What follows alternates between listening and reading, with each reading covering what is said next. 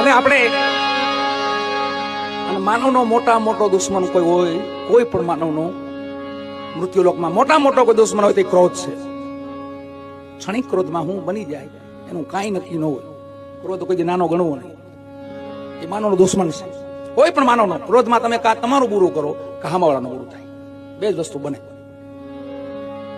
પણ ક્રોધ આપણો ક્રોધ કેવો ખબર નહીં જેવો ક્રોધ જોયો, જેસલજીનો ક્રોધ જો ખાલી આમ હામું જો ને તો પ્રાણ નીકળી જાય. પાટ જાડી જાય. એક ડાગ રહી ગયો તો લુગડામાં, એક ડાગ રહી ગયો તો ને, ઈ ડાગ હતો. ક્ષણિક ક્રોધ રહી ગયો તો ખાલી સતી તોરલે, બાકી તો ધીરજ પકડાવી એવી. એ જાડેજા કરી ગયો ભલાયું થોડા જીવના. 54 વર્ષના થયા છો ને હજી તમે આ રસ્તો હજી એટલો બધો ક્રોધ, આટલી ક્રૂરતા હજી છે.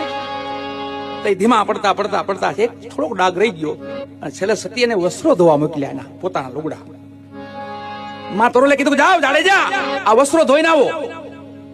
પણ પછી તો ગુરુ મહારાજના આદેશ પ્રમાણે હાલવાનું હતું. સતી તોરલે એમના ગુરુ હતા.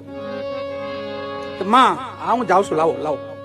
માના વસ્ત્રો લઈને પોટલી લઈને હાલતા ત્યાં ચોકમાં આવ્યા, બરાબર અંજારના ચોકમાં આવ્યા અને એક માનવી એક કવ્યાણ કીધો ખાલી ઉપરથી.